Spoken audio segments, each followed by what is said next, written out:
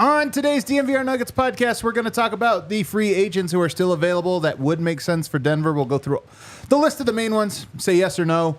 We're also going to be looking at things that are possible in the 2025 season that have not really been on our radar in previous seasons.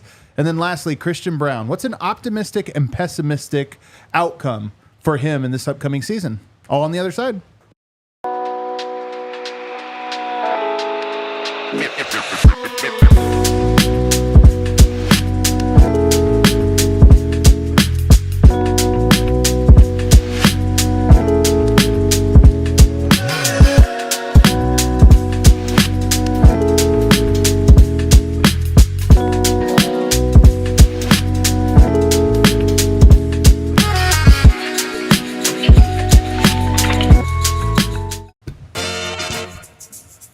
Oh, baby. Great comment in the chat already. What do we got? Really? That is a good one. What is up, everybody? Welcome to the DNVR show. Let's go! Much better energy today, man. I'm feeling it. I am feeling it. We got the fellas. We got some good topics. We've got qualifiers, Olympic qualifiers going on. There was actually basketball today. I don't know if we're going to talk about it, but there was basketball. We're here at the Toyota Lounge, driven by your Front Range Toyota stores. Toyota, the official vehicle of DNVR. The fellas are in their house over here. A forest green shirt. Brennan Vogt. Yeah, just bowing to our new Celtics overlords. Aw. I didn't realize The that. vibes, we were so good. Here's how I'm going to start today's show. I left my water on Harrison's side. So You don't get it? I'm going to stand up and All right, get it. what is this? Is this? Oh, my Oh, gosh. right there. There it is. Look at that. Speaking of Harrison, Big Papa himself is in the house. Yeah. Some personal news. I've upgraded from grande to venti at Starbucks. I'm now a venti guy. Yeah. That's big news. You know man. what? Yeah, big news. I get it, man. I get Big it. personal news. I get it. It's a Now a grind. venti guy. There you go. Not happy about it, but it's the reality of the situation we're in. Do you think this is a temporary thing, like to get you through a season? God, I You know? hope so. This amount of caffeine can't be healthy for everyone. Let's just go. We actually never break the fourth wall on this. Like, now that you're into this a little bit, crazy sleep schedule, still grinding like a fatherhood? dog. Yeah. Well, I'm guessing that's why you're getting coffee. Are you just getting the extra coffee for no reason? No. Wasn't that implied? Yeah. No, It was a implied. lineup. I know. No, I mean it's been incredible so far. It's awesome. Being a father is great. She's an angel during the day and an absolute demon at night. Like I don't know what's going on.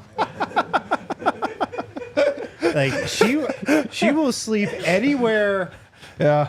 For any amount of time that you let her during the day. Like she would probably sleep on that chair during this show. Yeah, of course. The second it gets past like 11 p.m., forget about it. Yeah, it's all over, man. This is why, like, when athletes have a kid or something, I say this all the time.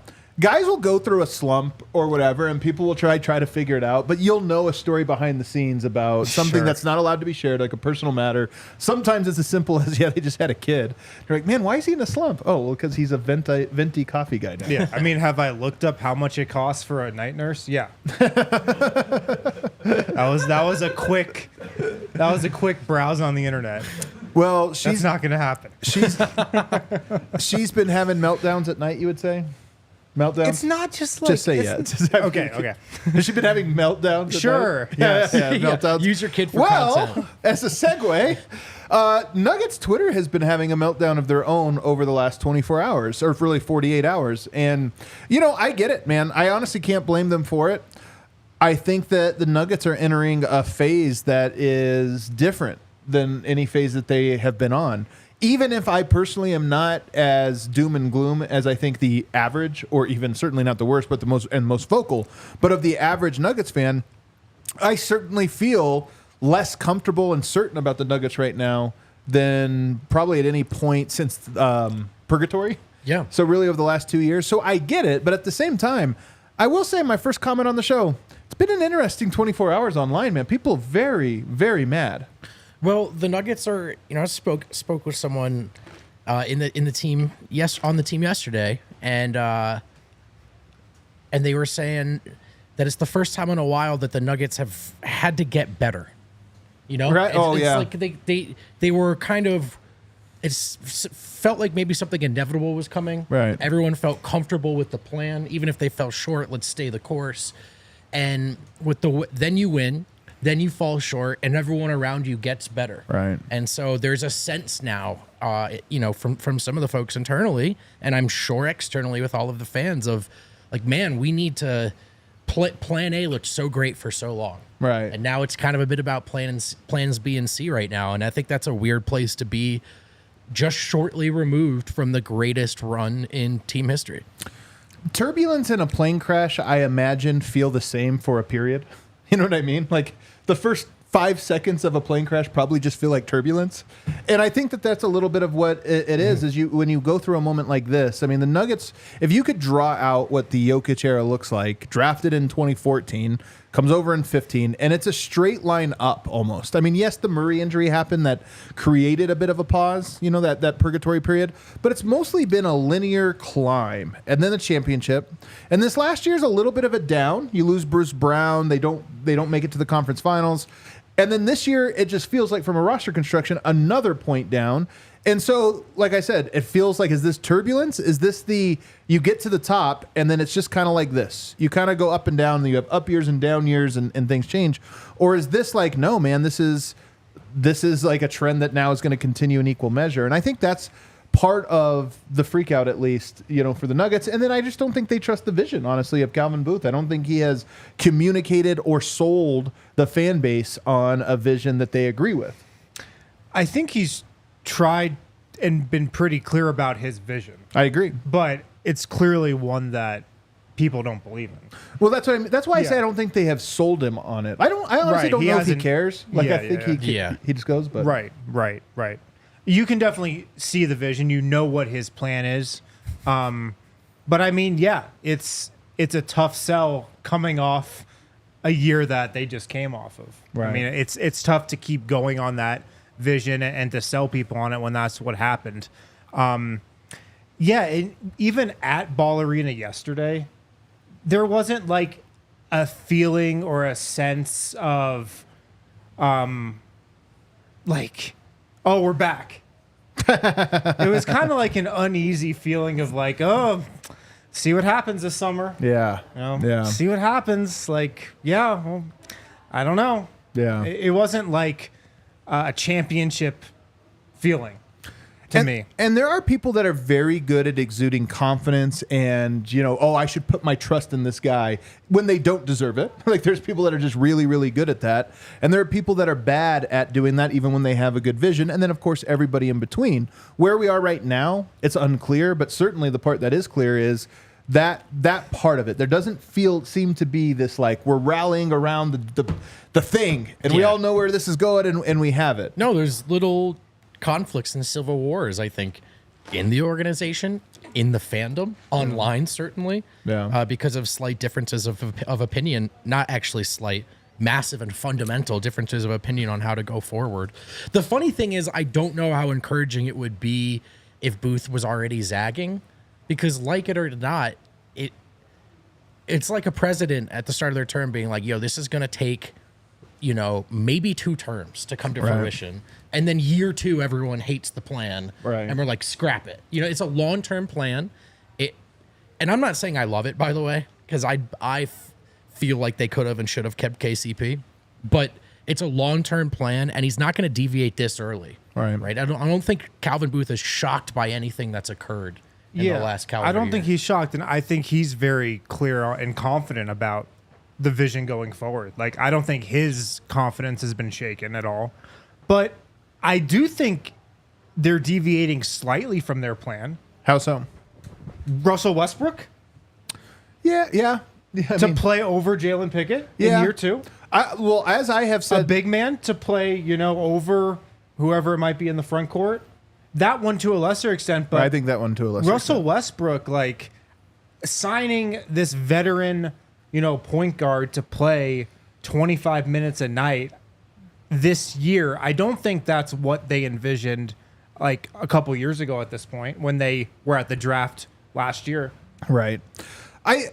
You're right to some extent. I've long said that I think the plan with Jalen Pickett was a last year plan. When it didn't work out, I do think there's like a diminishing return on that plan, that it's Right. like it's even more risky this year to say that. Midway through last year when he didn't play at all. That's probably when they realized, like, okay, like, we're going to have to do maybe something different here. And you know what? He's still on the roster, so maybe there's something, Right. you know, he gets an opportunity this year and it works out. But I think as far as going into this year with him as the next guy would have been super dubious.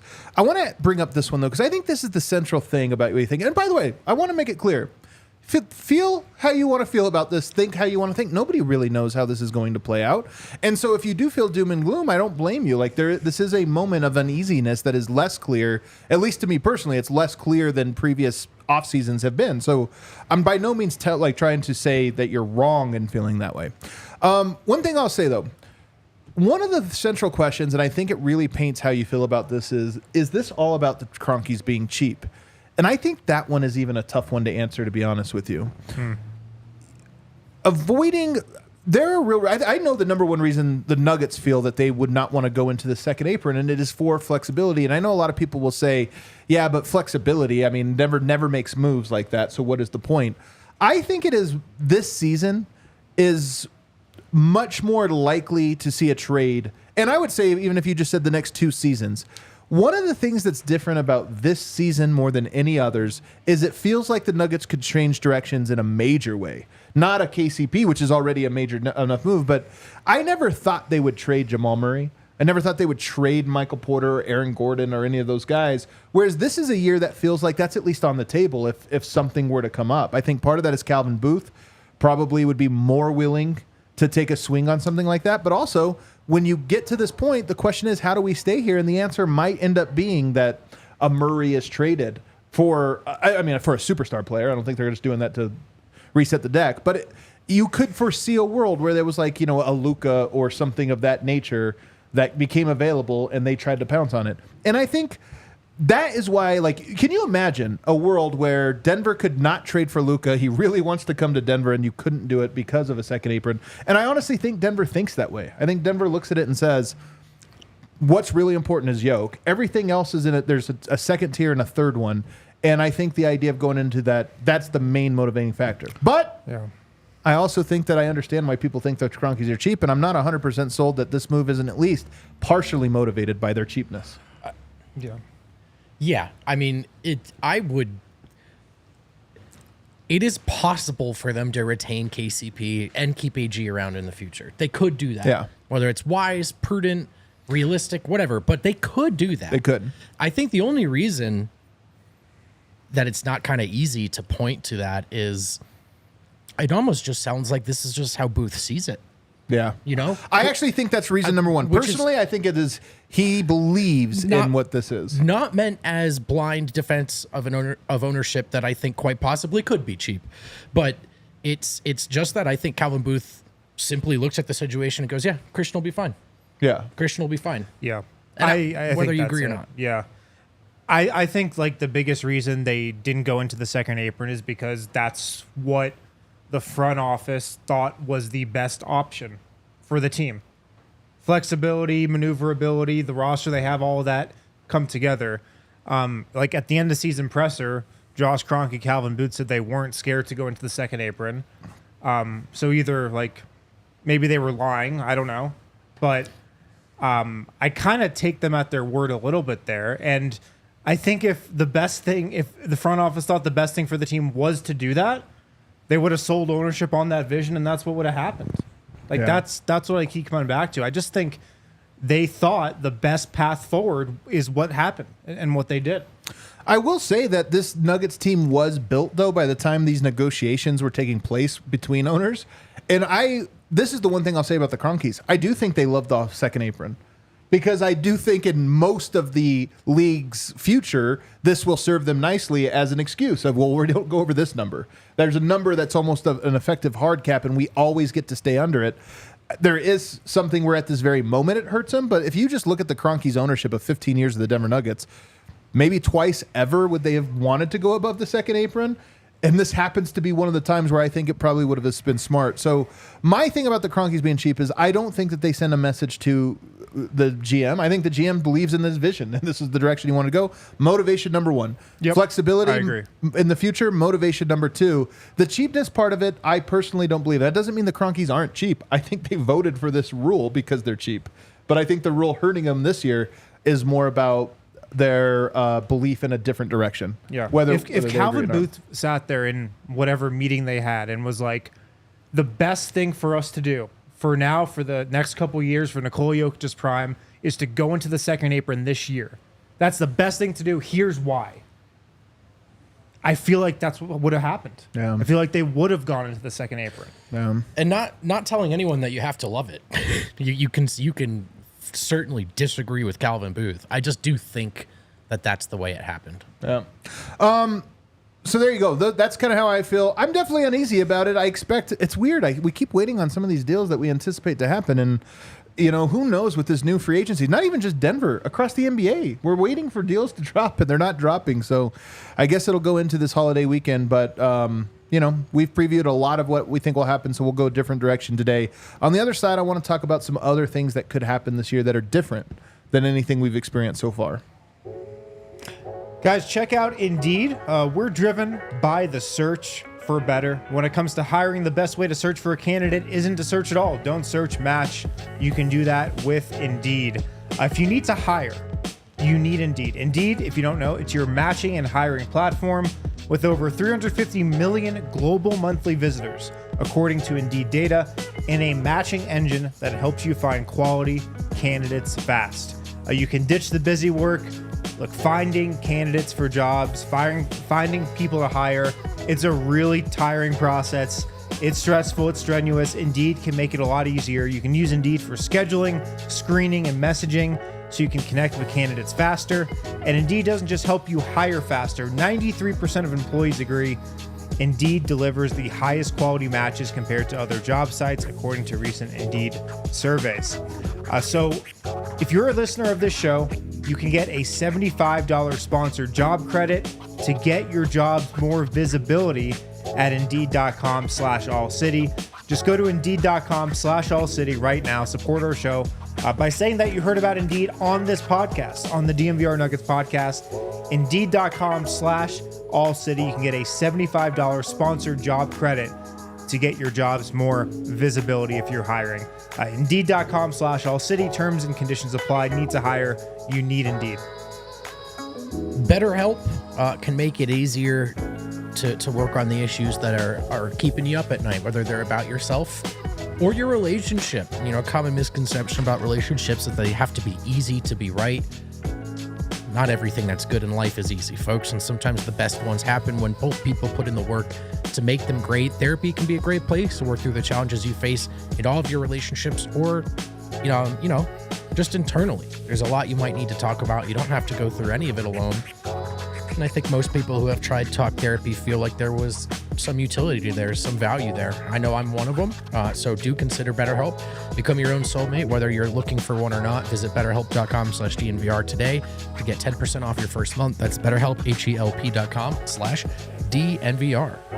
By the way, Mo Wagner just gets to a deal, $11 million a year. The big surprise of the offseason so far is how much bigs are getting paid. Yeah. Goga Bataste, basically the same deal, isn't it, as Zeke Naji? That's crazy. You know what I mean?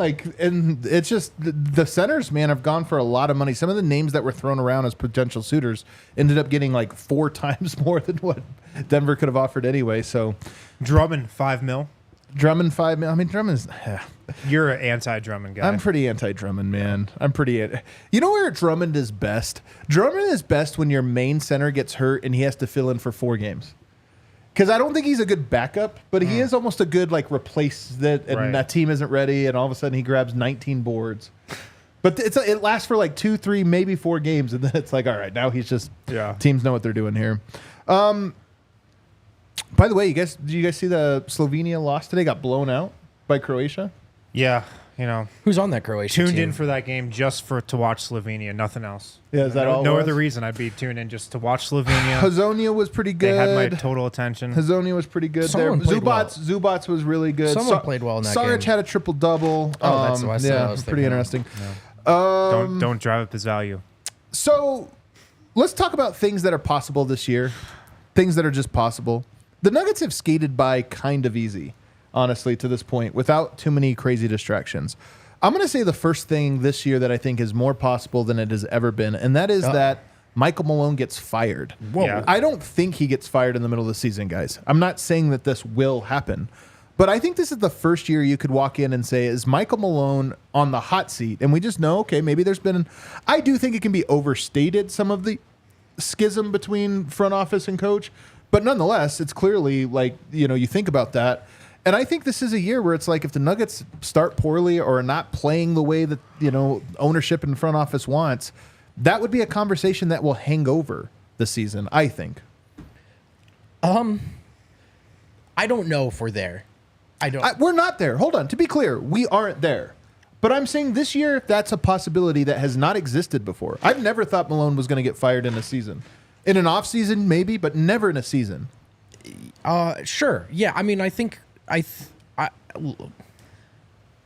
the tension that everyone sees is palpable between the front office and Malone. And I don't think, no matter what anyone says, that they're going to suddenly be on the same page about how to go forward here. So I think this friction stands to get worse if they don't start winning. Thing is, when you win... Oh, it's so true. All this goes away. None of this matters. It's still there. It just doesn't matter. No one cares. When you're losing, this stuff grates and builds and turns into bigger conversations. So I think that friction is at risk of really heating up this year. So do you, which way do you see it? He seems to think it's not a thing that could happen. I think it's a thing that this year, again, I just wouldn't be blown away if that was a conversation during the season. We've never had that conversation before. Yeah. I would still be pretty surprised if it got to that during the season. Just because, like, the bottom line is I still think the Nuggets are going to be really good. Yeah. Like, could they win 57 games again? Sure. Of course they can. I think that's a very realistic win total for them this year. I would bet so hard against that. Really? Yeah, 57 wins. I think they're going to be better than most people think, but 57. I will say, Bet365 does have them as the best odds to win the West. There you go. For whatever it's if you worth. just browse the title odds, the Nuggets are the favorites to come out of the West. So I think they're going to have another very good regular season. Just looking at the roster right now, and yes, there of course is tension there. We've talked about that. We know that. I have actually some optimism that there's going to be, more common ground between front office and coaching staff. I agree. This coming season than there was last year. Oh, then last year. Okay. Yeah. I just sense some optimism from the Nuggets about, we're going to have a different regular season philosophy this year in terms of playing the entire roster, not playing the starters as many minutes, mixing and matching more. Starters and bench with the rotations. I just sense some early optimism there from talking to people. Now, it's July 2nd. We'll see what happens when the season actually starts and when times actually get stressful during games. But right now, I just sense some optimism that there could be more connectivity there. And there could be a little more alignment this year than last year. I think things will settle down. I think that the end of this season was very hard on everybody. Players, coaches, front office, ownership. I just think everybody felt the sting the way that the fan base did.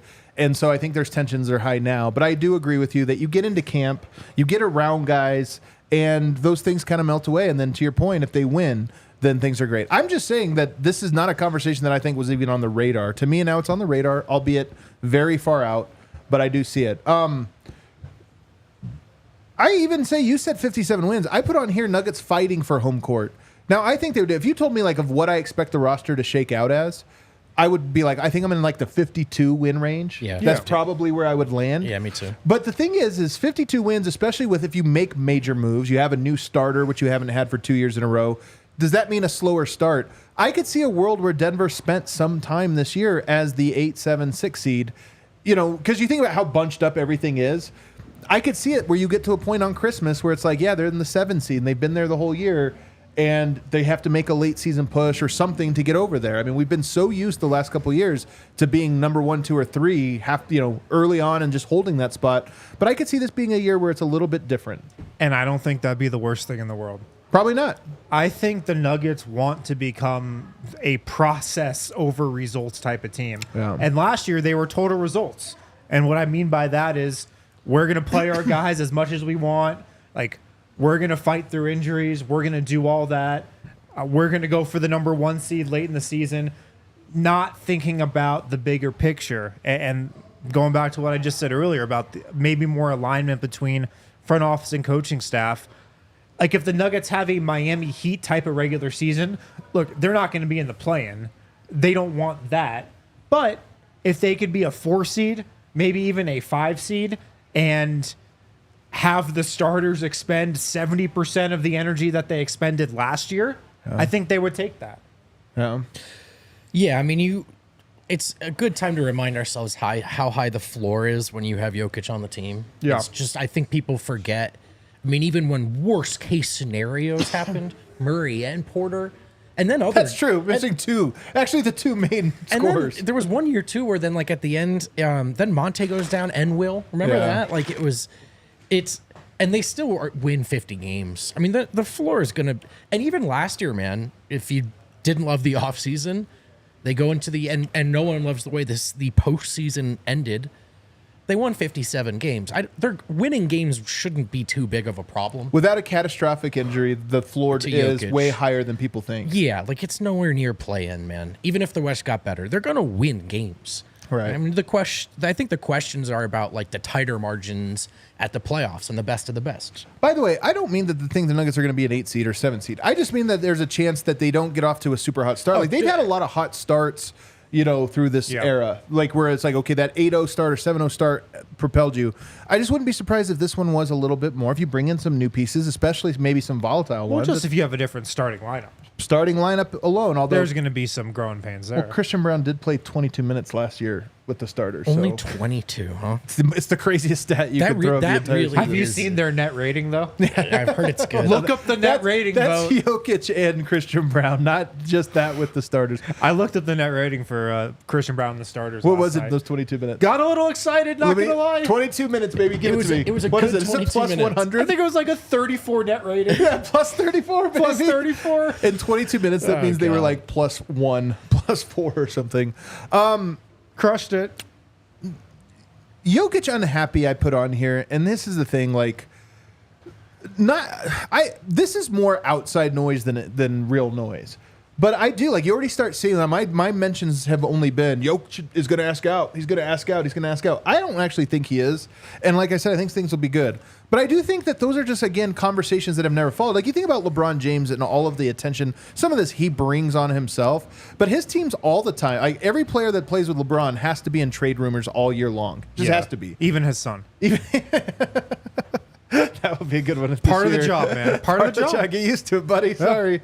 But that is the nature of the business when you're with LeBron. And I really believe this, that Jokic is now elevated into that status, and the Nuggets have unfortunately elevated into the status where any sign of, like, oh, we're not sure about this team, people just go to the trade machine. When I say people, I mean the people that form the narratives. Like, you might turn on First Take or one of these shows, and they're starting to talk about, should Jokic demand this or demand that? And we just never had that before. Nobody's ever speculated about Jokic demanding things. No, and I think part of Booth's gamble here is to avoid this game of musical chairs of demands and trades and just kind of moving pieces around horizontally.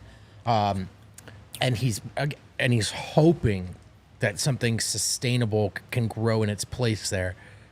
But it's a short runway before the conversation starts, as you said, outside on this show, on national shows. Luckily, I do think Denver benefits a bit here in a way that we used to all get kind of stuffy about, but I think it helps them. It never gets too loud in Denver.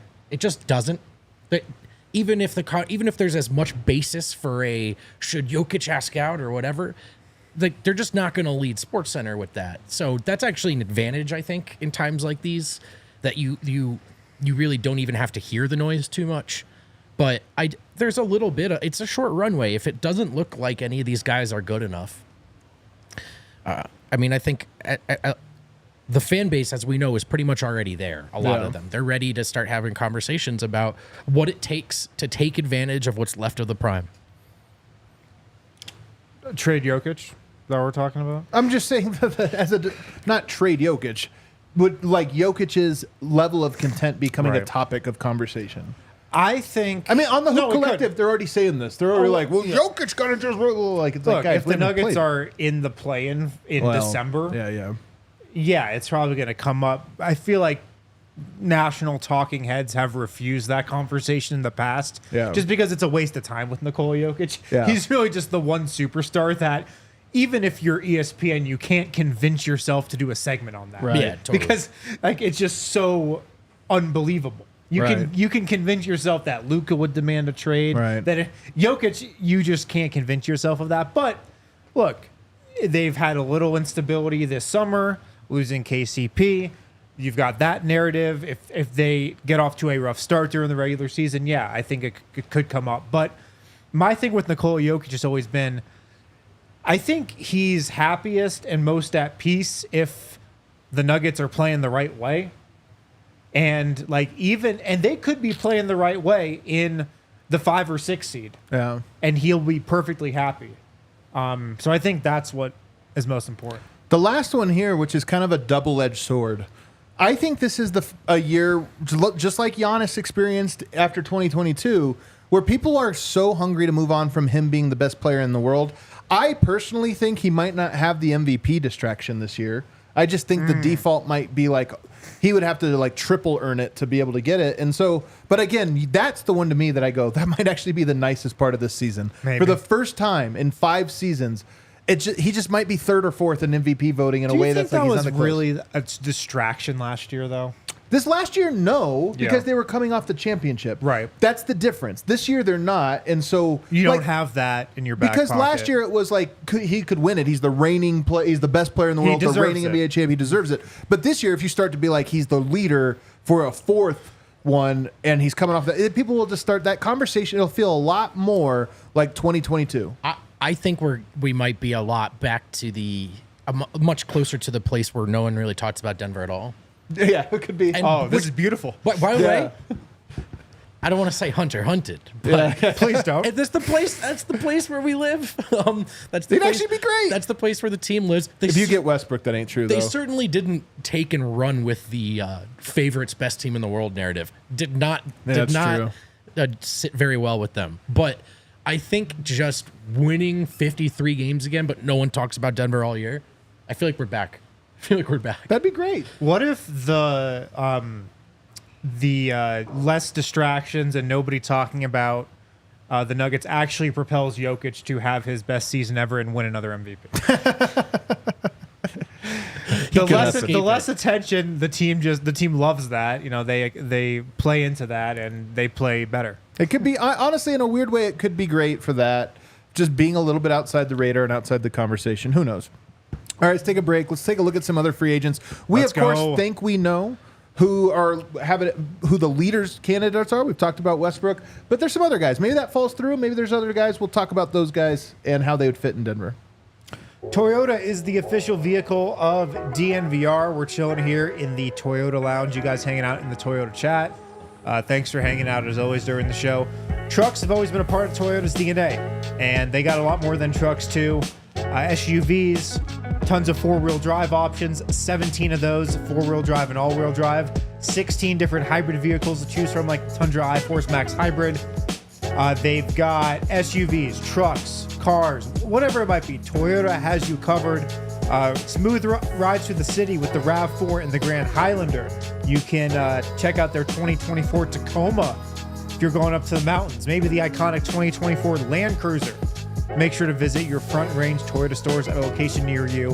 AutoNation Toyota, Arapahoe in Centennial, Corwin Toyota in Boulder, Groove Toyota in Littleton, Mountain State Toyota in Denver, Stevenson Toyota East, and Aurora Stevenson Toyota West in Lakewood. Toyota is an official vehicle of DNVR. You guys know what kind of summer it is? Have you heard the people talking? No? You don't know? Okay, I'll say it again. It's a smooth sack summer, boys. Fellas, do you want your grooming routine to be one and done? Well, the days of using the same trimmer for your face and your private parts are over, thanks to our friends at Manscaped. Hope you weren't doing that, by the way. They've come up with the ultimate package to keep your hairs trimmed from 12 to 6, baby. Introducing the Beard and Balls Bundle, featuring the Lawnmower 5.0 and the Beard Hedger. What if you screw those up, though? Well, don't Keep screw them up. in separate drawers. Separate drawers. Be focused. You know what I mean? Hopefully you're focused during this activity. A trimmer for the moneymaker. You know what I mean? And another for the boys downstairs. Get 20% off plus free shipping with Nuggets 20.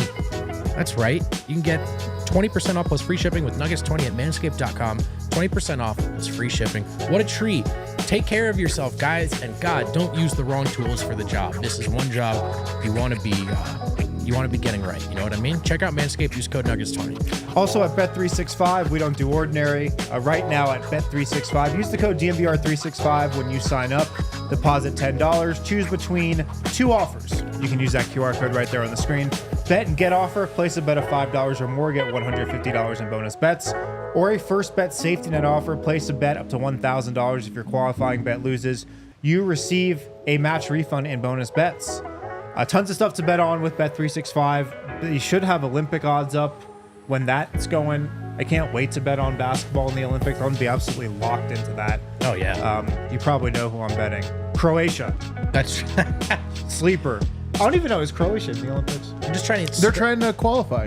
Right. They are qualifying. Them and Slovenia trying to qualify. That would Correct. really scratch your pro sports betting itch, you know? Yeah, it would. Must be 21 plus, physically located in Colorado. Please gamble responsibly. If you or someone you know has a gambling problem and wants help, call or text 1-800-GAMBLER. We are back here, segment 3. So let's talk about some of these guys that are still available as free agents. This may be an incomplete list. Like, we started an hour ago. Gail made a list. We had 5 center free agents. I think we're down to like 1 or 2. Yeah, we're down to 2. These guys are getting it.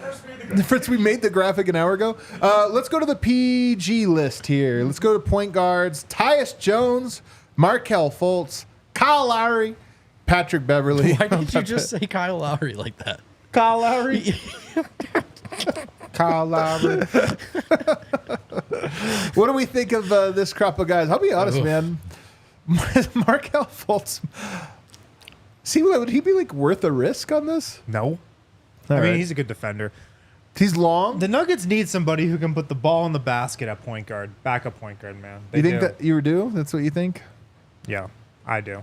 I think so. None of these guys. I think Patrick Beverly is still decent. I just think Man, I he's can't do too it. big of a distraction. I think Jokic would get annoyed by him. I think he would too, actually. Yeah, he's decent though. He's a decent option. Yeah, he's just so annoying. You got to subscribe to his podcast. Yeah, I just don't. Oh, that's right. I just don't want him Yeah, around. that's a drawback. Yeah, I'll say it that way. Tyus Jones for me off this list. So wait, Russell Westbrook. I guess Russell Westbrook not a free agent. Not a free agent, Harrison. Correct. So he's not on the list. I would say Tyus Jones. I mean, he doesn't. It's just like a safe. It's like if Monte was still good. Oh, really? You think Monte's not good? No, I'm just A kidding. lot of people talking Can we themselves. talk about Monte? Let's talk about him real quick. Yeah, I To the Phoenix Suns. was exaggerating a little bit when I said that, by the way. It's Colin Gillespie and Monte Morris now on It's our a good enemies. signing for Phoenix. I mean, of course. Monte Morris, like they needed a point guard. I think he fits there. Look, I think here's a PSA on free agency. People have this this idea of free agency as like the Nuggets have a list of 20 guys they're going after, 20 different guys, 5 point guards, 5 shooting guards, and every time somebody signs, they cross one off the list. And you know, Monte Morris signs, and it's like, oh, the Nuggets missed out on another guy. Right. That's not how it works. In NBA free agency, most guys that the Nuggets would go after, like the Monte Morris level guy, the DeLon Wright level player, most of those guys know where they're going before free agency even starts. Maybe they're picking between 1 or 2 teams. And so teams like the Nuggets that are going after like just a couple guys, they have a very specific list that they go into free agency with. It's not like they go into free agency with 30 different guys that they're looking at. I think Denver like had 2 or 3 guys that they were looking at going into free agency, and it's still those same guys. Right. It's not like Monte Morris got signed by the Suns and the Nuggets are like, damn, We missed out on another one. Well, I don't think the Nuggets had any interest in Monte Morris. Well, yeah. I don't think they had any interest in DeLon Wright. Right. They had a very specific list of guys that they were looking at, and I don't think it's a case where it's the Nuggets keep missing out on guys. That's not how it works. Yeah, I think you're right, especially about the part about Denver not having interest in Monte Morris. And by the way, I remember, and Monte might be good there. We all love Monte. He might be good there on a team in particular where spot-up three-point shooting is going to be huge. He can do that. And then just get the ball where it's supposed to go, which he's a really good point guard in that regard. I don't know how well he'll defend on that team. That's one of the things you wonder about him. But look, beggars can't be choosers, and the Suns are beggars. And so are we for the second unit. No question. But I will also say, too, Monte's exit wasn't awesome from Denver. He was shocked by that trade, and he has spoken publicly about there being at least one trade in his career where he didn't think it was coming because maybe he was told it wasn't coming, and he got traded anyway. So can I tell you something though? This is where we're talking out of two sides of our mouth, though. Everybody that was saying, this was one of the things, and I loved Tim Connelly, but it really was one of his weaknesses was he just couldn't do this. And so my point is that there's this angle of what a rude thing to be able to just ship a player out, this or that. And I'm like, guys, there's two types of GM, and there's a line there between the ruthless, and this happens all the time, and the guy who never happens. And I'm saying you can't be both. And that trade that trade was a home run. It got them KCP. They won a title. My point of that was not to vilify Booth, but that just Monte want to come back too. Right. That's the other thing is it's always a two-way street. Of those guys, none of them move you. I want to buy Markelle Fultz. I want to buy great defender. I want to buy it, but you always get a little scared about a player like that. You go to shooting guards here, Kale. What do we have for shooting guards? That was really exciting with point guards. You guys don't want to run that I know. one more time? All right, I'm going to give you guys a hot take here that I actually believe. Well, first of all, I'm going to ask, what happened to Gary Trent Jr.? He was good. He was good. He was interesting. He was feisty. He was a Nuggets killer. Is he he might be something wrong with him or something? I don't. He might be a behind the scenes problem. Because I'm shocked that he's not more coveted. Gary Trent reminds me of Bruce Brown. This guy's a dog. Enough that I go, could he be the next Bruce Brown? Dude, he's just sitting out there. Could be the cheapest deal out there. I remember him eating Michael Porter Jr.'s lunch. Do you guys remember that? It was early in MPJ's career. They're high school rivals. And Gary Trent Jr. looked like friend rivals. It looked like Anthony Edwards. It was unbelievable. He was into him. That's exactly how he was. Absolutely eating his lunch. Yeah, man, it was tough. And ever since then, that guy has scared me. And then we just never heard from him again. He's an athlete. He can shoot, and he has that defensive intensity. I feel like that's what you need around you. He can't defend. He's had the defensive intensity. What does that mean? He gets into guys, plays hard. Yeah, of bad defenders, there's guys that don't play. There's guys that don't play defense at all, and there's guys that try. Yeah, I don't know why Gary Trent's gone unsigned. I'm guessing he's just going to go back to Toronto. Maybe. I mean, seems like that could have happened already. Are there any other guys that you like in this list that you think are... Can you bring up the list again, Kale? I totally missed it. No. Buddy Hield, I could actually get into Buddy Hield. He kind of sucks, but... You need shooting.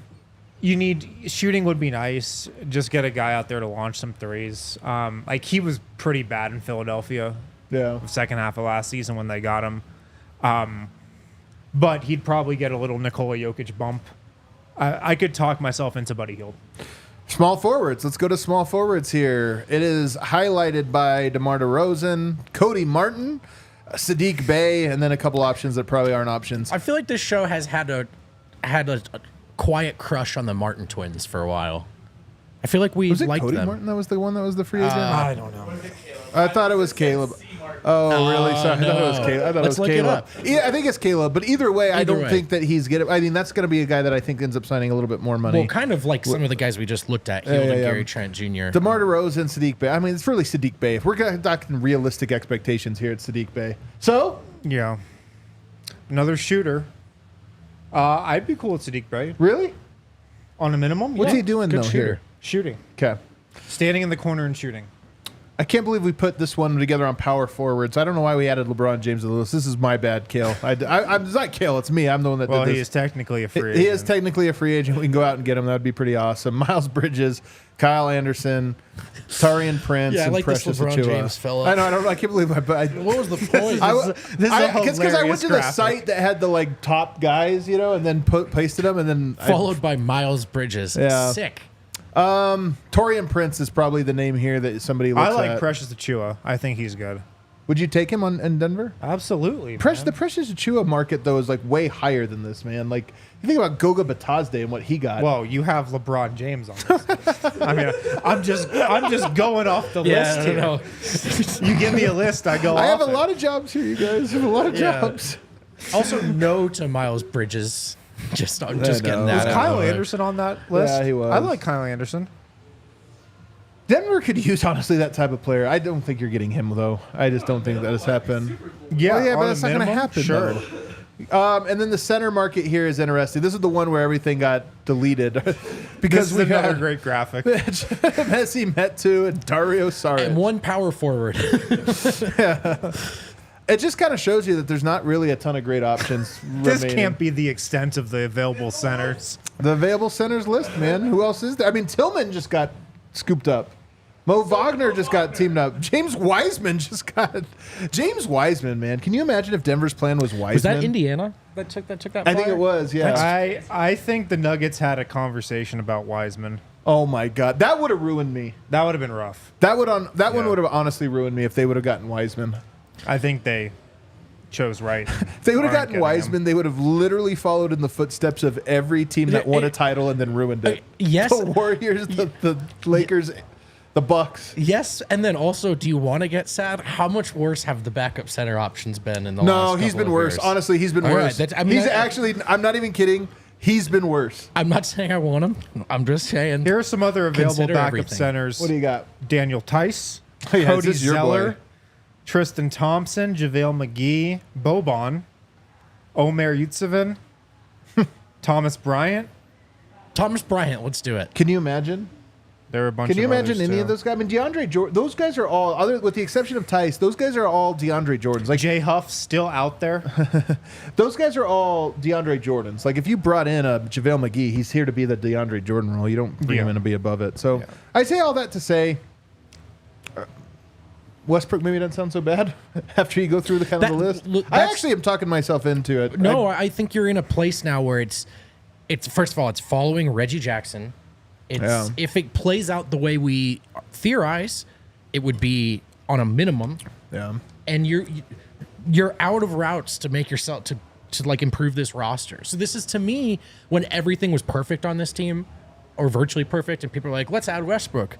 That's like throwing a lit match in gasoline. Like, why?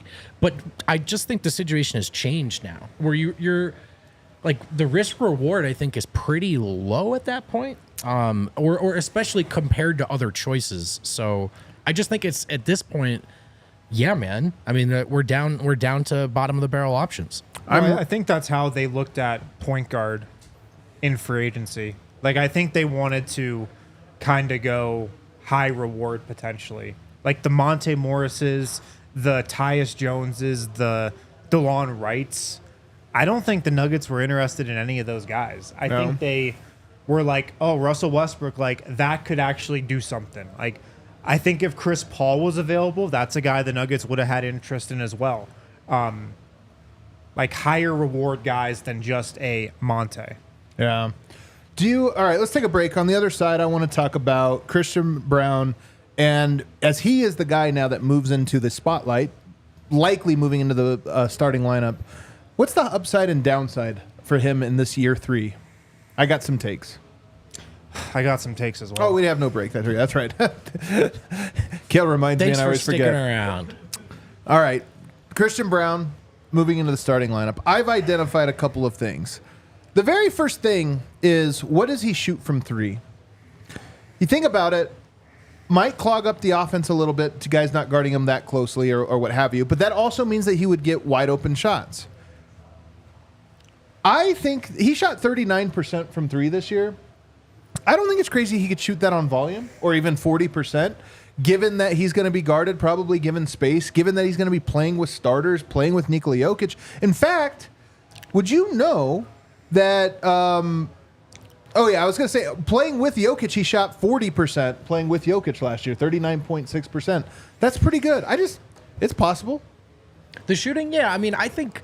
On volume. I think Braun wide open for a spot up 3 is something I can live with. Yeah. I don't know if teams are going to be worried about Braun on the move. Yeah. So Braun from the corners out of that pick and roll. But I mean, I definitely think he improved. Like last year, he got to a place where if he was open above the break and he was set, I felt pretty good about the 3. There is something to, even though we overrate a little bit KCP's 3-point shooting, it did seem to me like teams respected it. It did seem to me like teams stayed connected to him as he darted along the perimeter. They might not do that with Christian, and that's the big difference to me. But wide open threes, I think Christian showed some improvement last year, and it's pretty fair to expect, I think, some marginal improvement again in year 3. I think he can get better there. Yeah, I think Christian's a guy who's going to get steadily better at like every aspect of offense every season.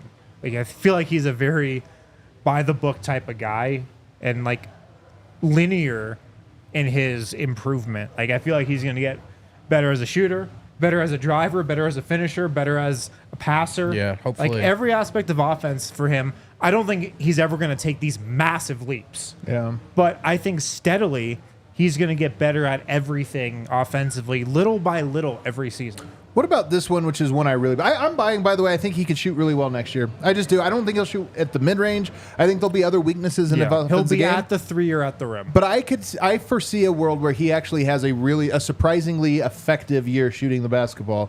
Here's the one, though, I think is really possible. Nuggets have the best defensive rating of the Jokic era. Or I should say rank. Let's not say rating. The best defensive rate. This could be the best defensive team at Denver's on. Now, KCP was a great defender. But physically imposing, and also just if you look at the numbers, Jokic and Christian Braun on the court together, that's the best defensive rating Denver's had with Jokic on there. I could foresee a world again where the defense is actually better than it has been. This one doesn't seem like a pipe dream to me. It doesn't. I feel like just in a vacuum, KCP, I think he's the better regular season defender than Christian Braun right now. But I don't think it's out of the realm of possibility that Christian Braun grows into a better defender over the course of this season. We just haven't really seen what he can do in 30 minutes a game. I'm excited for that. I'm excited to see that. He can guard a wider range of players than a KCP. He's a little taller. He's stronger. He's more physical. He can guard bigger guys. Like he's better at guarding an Anthony Edwards, for example. KCP screen navigation, how well he sticks to guys. Yeah. How he just gets up in guys. They're going to miss that. That's something Christian Braun has to get better at. Like KCP on Steph Curry. KCP, I think, is one of the better Steph Curry defenders in the league. Maybe among the best. Had some really good games against him this year. And really good. A reason why is he's just so good at staying with them, navigating through screens, not losing his guy off the ball, really just pressing up into him. That's, I think, where Christian Braun's really going to have to grow. But I think he's got the ability to because I do view him as an elite defender. Yeah, I'll hold off on saying the best defense. I think it's on the table more so than maybe some people might think. I don't want to... As much as I think KCP had a rough playoffs, I don't want to go too far. I think It's not even a knock on him, man. Yeah, I know. But I don't know if Christian is a defense-first player with a high motor, so he could very well figure this out even like right away. I just think the way KCP changed life for that team defensively is hard to replicate, specifically the ways that Wynn mentioned. That said, one of the things I loved about KCP was the motor. Like you would never have guessed that he was the oldest player in the starting lineup. Oh, with yeah. how hard he played. Pick a game, pick any day, pick anywhere on the calendar, right? It could be mid-January. He's playing his ass off. And that I think Christian can do. But I'll take it further and say Christian has to do that. I think Christian has to be the guy that looks like he's playing twice as hard as the other 4 guys out there. And I think he's capable of that. When we sat courtside, shouts to courtside Dave, when he got us those tickets, KCP was the number one standout to me. Just because working. It will also the level of focus, man. Like He really is just like locked in at all times. Yeah. And every second on the court, you could see he's processing what's happening. He's getting ready for the next thing. Like it definitely is hard to replicate. That being said, I just think Christian Braun, Peyton Watson taking steps up again, going from year 2 to year 3. That's a big leap. Usually, it's usually year 2 to year 3 is one of the bigger leaps. So I could foresee them having a big impact. And then number 3, he develops 2 or 3 things he does with Jokic. Now give you a couple of examples. Offensive rebound. He's a very good offensive rebounder. And now that you become a 5th option in a starting lineup, could that become a weapon? That all of a sudden Denver's back to getting offensive rebounds, and that's another part of their offense. They lose a little bit in spacing, but they gain a little bit in second chance points, and that has a trickle-down effect. Could he be great from the corner 3? And right now he's not a very good corner 3-point shooter. He's better above the break, but can he work on that this offseason? That's a shot he's getting 4 times a game, and so it becomes a little more repetition. And then the other one here, Nuggets have not had a great transition game in the Jokic era. They've just never been a fast-paced team. They've never gotten out. He gets out a lot. He's a very good offensive transition player. Could he be a guy that Denver's was 17th in fast break points last year? Is that a thing where next year Denver's like 5th or 6th or 7th? Especially if you say you add a Westbrook and you elevate some of these young players. Again, you lose a little in spacing, but could you gain some in just a new identity? You do other things well that make up for the things you're going to do worse. Yeah, and I think that's just part of my argument that there needs to be a shift in how the Nuggets approach the regular season and in terms of everything. Lineups, rotations, but even how they play a little bit. Yeah. They've just been playing the same exact way for these last couple of years. And look, it was great. Got him a championship, 57 wins, but I feel like there's got to be a little bit of a natural evolution. Maybe play a little faster. Maybe just mix some things up in terms of the offensive play calling. Have a little more motion to your offense. Just start to shift things, get some new ideas in the building, and just not roll out the same kind of script that you've rolled out the last couple of years. And maybe playing faster is part of that. Also, I think Jokic ball has evolved over the years and in some ways shrunk all the way down to the 2-man game. I agree. I'm hopeful that Christian Braun can bring back a little bit. Remember the first form of it was Gary Harris just cutting off ball? You know what's funny is Gary Harris DHOs. Early on in his career was not more dynamic than Christian Braun, right? That he built into that, and it was kind of cool. DHOs were just, they fell asleep on me in the corner, cutting behind the defense. Like that kind of stuff. To me, I think Christian's a great cutter. It's a big point of emphasis when he's on the floor with Jokic. Maybe the spacing and everything is going to be different. But can he bring the cutting back to Jokic ball? Because frankly, that has really dried up, I think, over the years.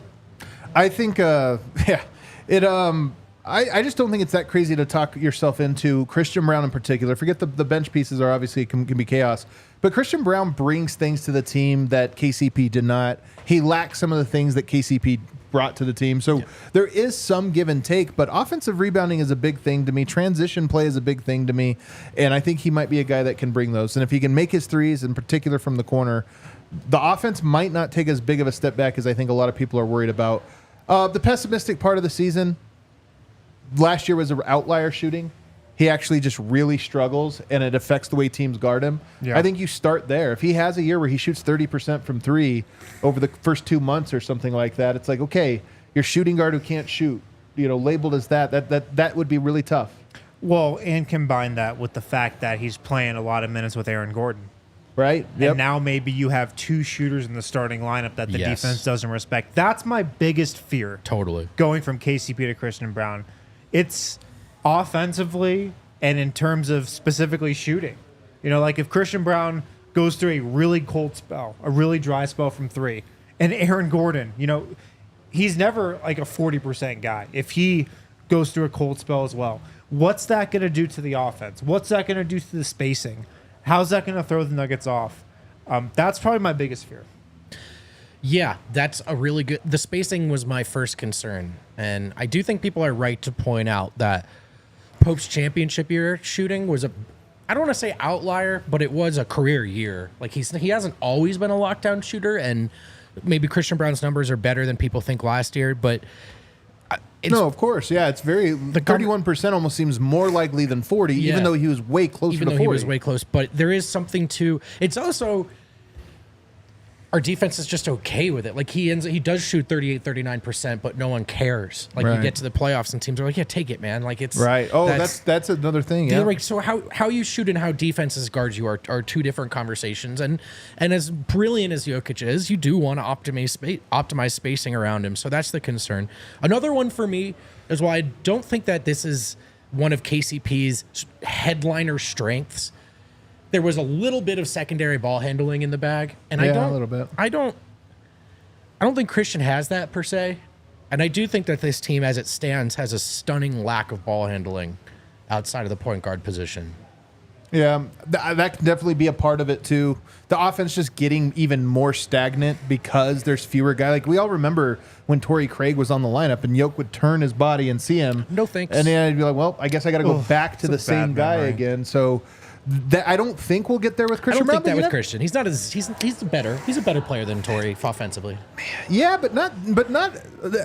He needs to have a good out of the box. You know, he needs to have a good first month to build the confidence to be able to do that. And I would actually say I'm more confident in his shooting than in that part of it. There is a chance that Yoke goes to him. This is why I say he needs to develop one or two things he does with Yoke, because Yoke needs to be able to turn and see him and say, okay, we're going to go to one of these two things. Inverted pick and roll could be it. You know. Yep.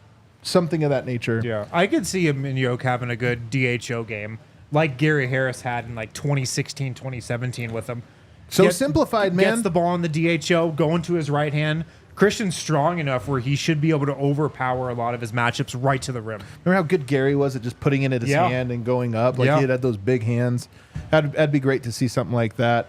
And then the last thing I have for the pessimistic side here, Malone not having faith in him. Honestly, your coach believing you is a huge part of this. I honestly think it's one of the things that he struggled with early on in this season. It was confidence, and I think a lot of that confidence was, does my team and my coach want me taking these shots? Or are they like, every time you shoot them, they're like, oh. And I think he was feeling that a little bit, whether it was, intentional or not. And this year, you move into the starting lineup and you have a bad first 3 or 4 games. Is that pressure? Do you feel the eyeballs of the coach on you? That's one thing I could see happening. Or yanking around his minutes. Like, all right, you're the first sub out. No, I forgot to get you back in, so you just didn't play very much today. Yeah, I think that's one area where, like, Christian Braun, and one reason why his season got off to a bad start last year is because his role was kind of in flux. Yeah. They wanted him, it seemed like, to be more this scorer at the very beginning of the year. Didn't seem like he was too confident there. Then his minutes got kind of yanked around. His playing time was fluctuating. And then second half of the season, he got back to like being the bulldog defender and dialing back his offensive game. And that's really where he started to shine again. It actually gives me confidence heading into next year. Like, I hope the Nuggets at training camp, I hope Michael Malone comes out and says, Christian Braun's our starting shooting guard.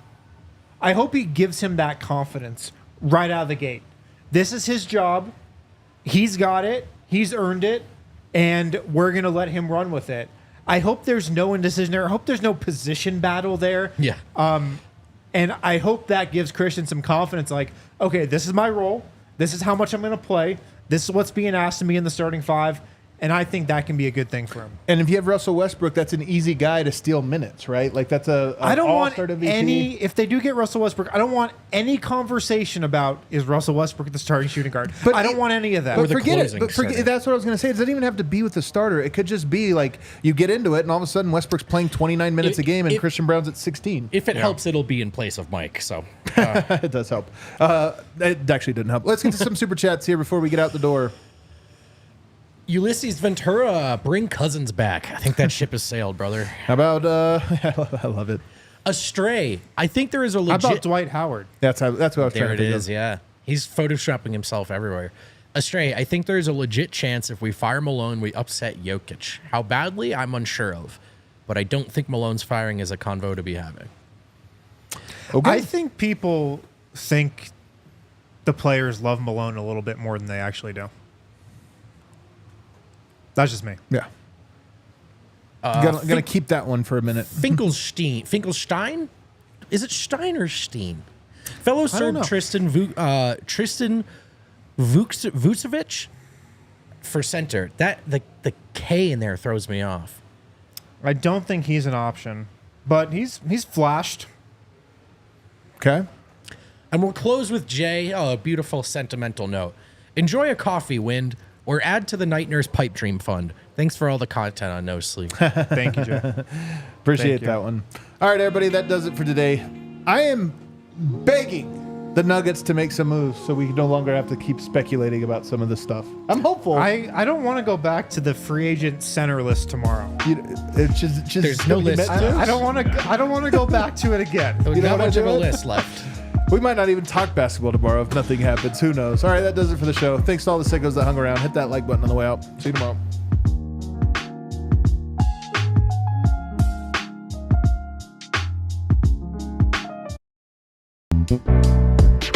We all silly like the mayor.